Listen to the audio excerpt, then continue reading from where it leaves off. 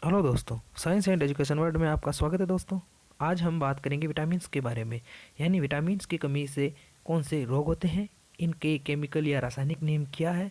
क्योंकि अभी जो हाल ही में रेलवे एनटीपीसी का जो एग्ज़ाम चल रहा है, उसके जो पहला शिफ्ट या चरण में जो भी एग्ज़ाम हुए हैं, उन्हीं में विटामिन की कमी से होने वाले रोगों के बारे में अधिकतर क्वेश्चन पूछा गया है। तो चलो दोस्तों, हम शुरू करते हैं। तो दोस्त, सबसे पहले हम ये जानेंगे कि जो विटामिन शब्द है, उसके सबसे पहले उपयोग किसने किया। तो उसका सबसे पहले उपयोग पंक नाम के वैज्ञानिक ने किया। और विटामिन जो घुलते हैं, यानी विटामिन एक प्रकार का कार्बनिक पदार्थ है, तो इनके जो घुलने की प्रवृत्ति, यानी ये कौन से पदार्थ में घुलते हैं, उसके आधार पर इनको दो प्रकार में बांटा गया है: जल में घुलने वाले और वसा या फेट में घुलने वाले। तो दोस्तों, जो वसा में घुलते हैं वो ADE हैं, और ये हमारे लीवर या यकृत में एकत्रित होते हैं। जबकि जो जल में घुलने वाले हैं B और C, वो हमारे शरीर में एकत्रित नहीं होते हैं और हमारे यूरिन या मूत्र के साथ हमारे शरीर से बाहर निकल जाते हैं। इसलिए हमें इन्हें रोज लेने की आवश्यकता होती है।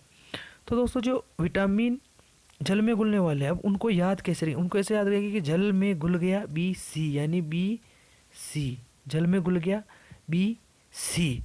और दोस्तों, हम जो वसा में घुलने वाले हैं उनको ADK। अगर हमें ये याद रह गया कि जल में घुल गया BC, तो जो शेष बच रहे हैं वो वसा में ही घुलेंगे। इस प्रकार हम इनको याद रख सकते हैं। अब हम एक एक विटामिन के बारे में चर्चा करेंगे, उनके केमिकल नेम क्या है, उनके कमी से कौन सा रोग होता है। तो दोस्तों, सबसे पहले हम देखेंगे जो विटामिन ए है, इसका रासायनिक नाम रेटिनॉल है, और इससे आँख के रोग होते हैं जिसे, और जो रात में नाइट ब्लाइंडनेस, रंधोती, वो विटामिन ए की कमी से ही होती है। तो अब हम इसको याद कैसे रखेंगे? देखो, ए और आँख, यानी आँख के ए दोनों ए से शुरू होते हैं, यानी आँख के रोग और विटामिन ए। तो ऐसे हम इनको याद रख सकेंगे। और दोस्तों, अब हम चर्चा करेंगे विटामिन डी के बारे में। तो विटामिन डी, इसको केमिकल नेम है कैल्सीफेरॉल। दोस्तों, ये हमारे जो स्किन होती है उसके नीचे की परत में मिलता है, और जब हम धूप में बैठते हैं तो ये कैल्सीफेरॉल सक्रिय होकर विटामिन डी का निर्माण करता है। इसीलिए हमें कहा जाता है कि धूप में बैठो ताकि विटामिन की कमी नहीं हो। और दोस्तों, अगर इसकी कमी हमारे शरीर में हो जाए तो इसके शरीर से हमारे शरीर में कैल्शियम की कमी होती है, जिससे हमारी हड्डियाँ कमज़ोर होती है। उसी को ही रिकेट्स बोलते हैं। ये जो रिकेट्स रोग है, इसका मतलब ये है हड्डियाँ कमज़ोर होना। और ये जो विटामिन डी है, ये महिलाओं में ज़्यादा होता है। इसकी वजह से कमर दर्द की समस्या भी शुरू हो जाती है। और दोस्तों, विटामिन के बारे में चर्चा करते हैं। इसका नाम है नेप्ताक्विनोन। नेप्ताक्विनोन का प्रमुख कार्य है रक्त का थक्का जमाना। यानी वैसे तो रक्त का थक्का जमाना, यानी जब हमारे शरीर पर चोट लग जाती है तब खुद ब खुद जो रक्त आना बंद हो जाता है, उसी को रक्त का थक्का जमना कहते हैं। तो दोस्तों, रक्त का थक्का जमने में वैसे तो 13 फैक्टर कार्य करते हैं, लेकिन उनमें से मेन जो है वो विटामिन के है। और विटामिन के की कमी से रक्त का थक्का नहीं बनता है। दोस्तों, एक बीमारी है हीमोफीलिया, जिसे रॉयल डिजीज भी बोलते हैं, उसी की वजह से भी रक्त का थक्का नहीं जमता है, लेकिन वो अलग कंडीशन है। मेनली नॉर्मल कंडीशन में तो विटामिन के की कमी ही पाया जाता है। और विटामिन ए, इसे टोकोफेरॉल बोलते हैं। दोस्तों, ये विटामिन बहुत इंपॉर्टेंट है। इससे नरों में बंध्यता उत्पन्न हो जाती है, यानी वो इनफर्टाइल हो जाते हैं। इसलिए विटामिन ए की कमी का खास ध्यान रखना चाहिए। और विटामिन सी, विटामिन सी दोस्तों, ये खासकर नींबू कुल के पादपों में मिलता है। या नींबू कुल यानी हमारे जो संतरा है या इससे रिलेटेड जो भी, उसमें हमें विटामिन सी मिलता है। और इसे स्कर्वी नाम की बीमारी हो जाती है, जिसमें हमारे मेनली होता है कि हमारे मसूड़े सड़ने लग जाते हैं और वहाँ दांतों के जड़ों से खून निकलने लग जाता है। इसलिए हमें विटामिन सी का भी ध्यान रखना चाहिए। अब इसको याद कैसे रखेंगे? सी से सकरवी, इस प्रकार से याद रख सकते हैं। अब दोस्तों, हम चर्चा करेंगे विटामिन में जो विटामिन बी है, वो एक प्रकार का पूरा कॉम्प्लेक्स है, क्योंकि दोस्तों इसमें कई प्रकार के विटामिन पाए जाते हैं। और इनमें सबसे इंपॉर्टेंट प्रकार के जो विटामिन हैं वो B7, B9 और B12। इनको दोस्तों खास याद रखना पड़ता है, क्योंकि इनमें से क्वेश्चन बहुत सारी बार पूछा जाता है। और एक और क्वेश्चन पूछा जाता है B1 और B2 से। इनके अधिकतर हमें केमिकल नेम पूछे जाते हैं। और विटामिन B1 की कमी से कौन सा डिजीज होता है, ये तो अधिकतर पूछा ही जाता है। इसलिए दोस्तों, हम इनको याद रखना चाहिए कि विटामिन B1 यानी विटामिन, और इसकी कमी से होता है बेरी बेरी रोग हो जाता है। और विटामिन B2, इसे राइबोफ्लेविन बोलते हैं दोस्तों। इसकी कमी से हमें किलोसिस रोग होता है।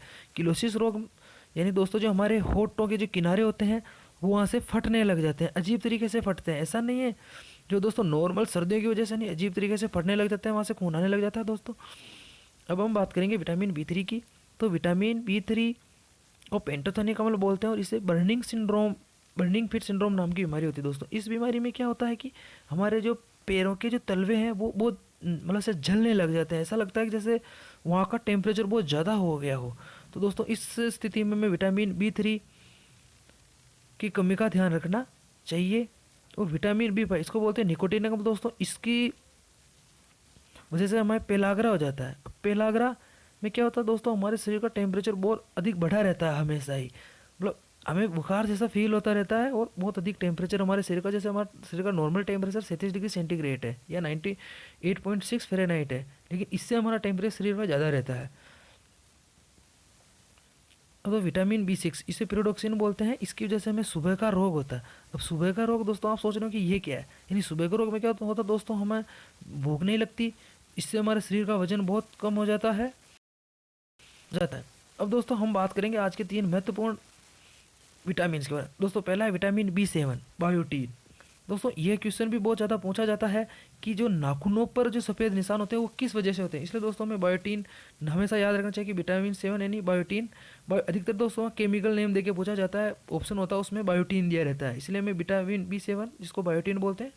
ये दोस्तों RPSC FSO 2019 के एग्जाम में पूछा गया था कि नाखूनों पर सफ़ेद निशान किस विटामिन की कमी से होते हैं, इसलिए दोस्तों ये क्वेश्चन आते रहते हैं, इनका हमें विशेष ध्यान रखना चाहिए। विटामिन बी 9 यानी फोलिक हम बोलते हैं इसको, इसकी वजह से एनीमिया होता है। दोस्तों यहाँ पे एक बात होता है ना, विटामिन बी 12 की वजह से भी हमें एनीमिया होता है, लेकिन ये एनीमिया होता था और उसकी वजह से हमें पागलपन हो जाता है दोस्तों, पागलपन हो जाता है। तो अब हम चर्चा करेंगे पहले विटामिन बी 9 और बी 12 की कमी से कौन सा एनीमिया होता है। तो जो विटामिन बी 9 होता है उसकी वजह से हमें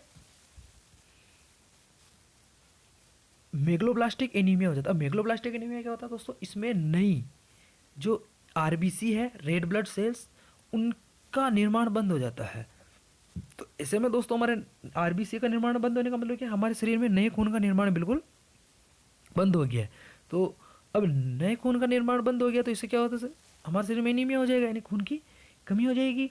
तो दोस्तों इसकी कमी के लिए हमें एप्पल खाना चाहिए, यानी एप्पल में फोलिक एसिड होता है। और विटामिन बी 12 दोस्तों, ये विटामिन बी 12 की कमी वाली कंडीशन बहुत ही मतलब रेयर होती है हालांकि, लेकिन फिर भी विटामिन बी 12 की कमी को दोस्तों में सीरियसली लेना चाहिए, क्योंकि इसकी वजह से दोस्तों में पागलपन हो जाता है, यानी जिसके शरीर में इसकी कमी तो वो बेकी बेकी बातें करने लग जाता है। और दूसरी कंडीशन में दोस्तों उसको एनीमिया हो जाता है, यानी उसको पर्सनीशियस एनीमिया। इस एनीमिया में क्या होता है दोस्तों, जो नॉर्मल रेड ब्लड सेल्स, यानी नॉर्मल का मतलब कि हम देखते हैं कि ये डिस्क के शेप में होती है, लेकिन दोस्तों इसमें इनका शेप बिगड़ जाता है और ये मतलब मैं क्या कहूँगा, इसे बीच में से दब जाती है, यानी जो बीच में से दब के और अवतल या हाँ अवतल हो जाती है ये, यानी उनका शेप बिगड़ जाता है।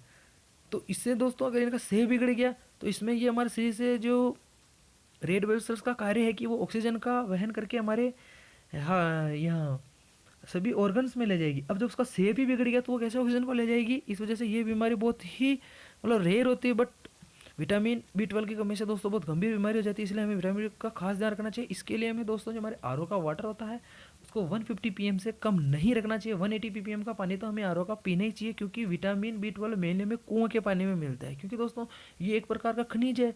और हमें जैसे कि पता है कि हमारा जो वाटर है, जो हमें प्राकृतिक जल स्रोतों से जो वाटर मिलता है उसमें सभी प्रकार के मिनरल्स घुले हुए होते हैं। जब हम हमारे RO का ppm 120 से कम कर देंगे तो वो सारे मिनरल्स को बाहर निकाल देगा, और सारे मिनरल्स को बाहर निकाल देगा तो हमारे शरीर में विटामिन बी 12 या जो विटामिन कोबाल्ट मिलता है उसकी कमी के अलावा भी हमें बहुत सारे मिनरल्स की कमी हो जाएगी। इसलिए हमें जो अपने RO का पानी है उसका ppm या जो मैं बोलूँ TDS 180 के ऊपर रखना चाहिए।